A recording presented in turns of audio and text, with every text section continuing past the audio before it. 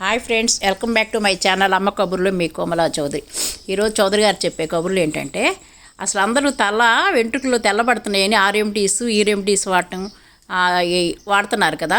అసలు ఆ తెల్లబడేటట్టుగాను ఆర్ఎంటీస్ వాడటానికి అంత అవసరం ఏముందండి? అసలు తెల్లపు ఎందుకు పడుతుంది అనేది మీరు ఒకసారి ఆలోచిస్తే కనుక మీకు ఒక ఐడియా చెప్తానండి. కుంకుడుకాయలు తీసుకొని నానబెట్టండి. గిన్నెలో ఒక పావు గంట నానబెట్టిన తర్వాత పొయ్యి మీద పెట్టి బాగా 4-5 ఉడుకులు ఉడికేటట్టు ఉంచండి. తర్వాత అది ఆరిపోయిన తర్వాత బాగా దాన్ని నొక్కేసి గుజ్జంతా తీయండి. గుజ్జు తీసేసిన తర్వాత దాన్ని వడగట్టండి. వడగట్టేసిన తర్వాత ఏం చేస్తారు, ఒక సండే ఇలా చేసుకోండి అబ్బా. కాలేజీకి వెళ్ళే పిల్లలు, జాబ్ చేసే పిల్లలకి ఇలా టైం ఉండదు కాబట్టి చెప్తున్నా. ఈ వడగట్టిన గుజ్జుని ఏం చేస్తారంటే, మన ఇంట్లో మనం ఏదో డిష్ వాషర్లు అయ్యో వాడుతుంటాం, బాటిల్స్ ఖాళీగా ఉంటాయి కదండి. ఆ ఖాళీ బాటిల్స్ నింపుకుందాం. ఇది మనకి తేలిగ్గా ఉంటుందండి. బాత్రూంలో కూడా చెత్త చెదారం లేకుండా నీట్గా ఉంటుంది మనం ఇలా స్టోర్ చేసి పెట్టుకుంటే.